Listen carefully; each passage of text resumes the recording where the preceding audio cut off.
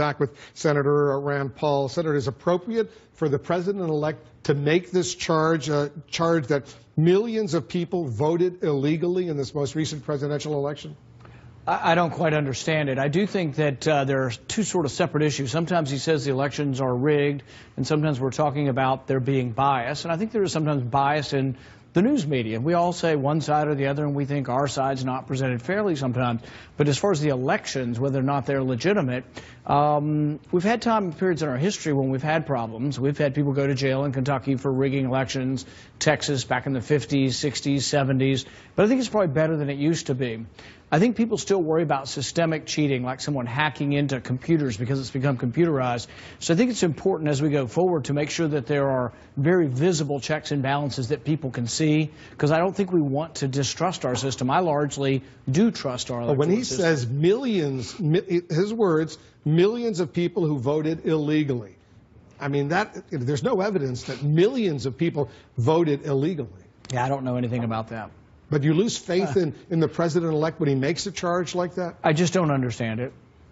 And then you just want to leave it like that? Yeah, I mean, I just don't know what to say about something I don't have a lot of information about.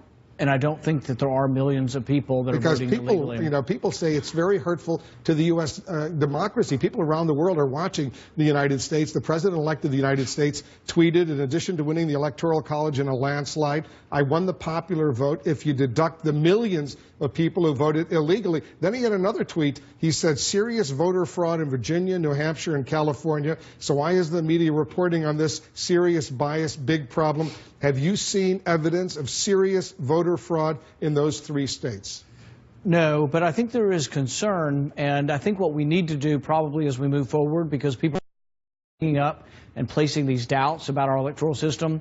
There was talk of Russians hacking the system, people hacking into our computers, that I think, and I do meet people who are worried about the integrity of the system, that maybe being more public with the way our checks and balances work. So, for example, in my state, it's done by paper. You fill out the paper, it goes in.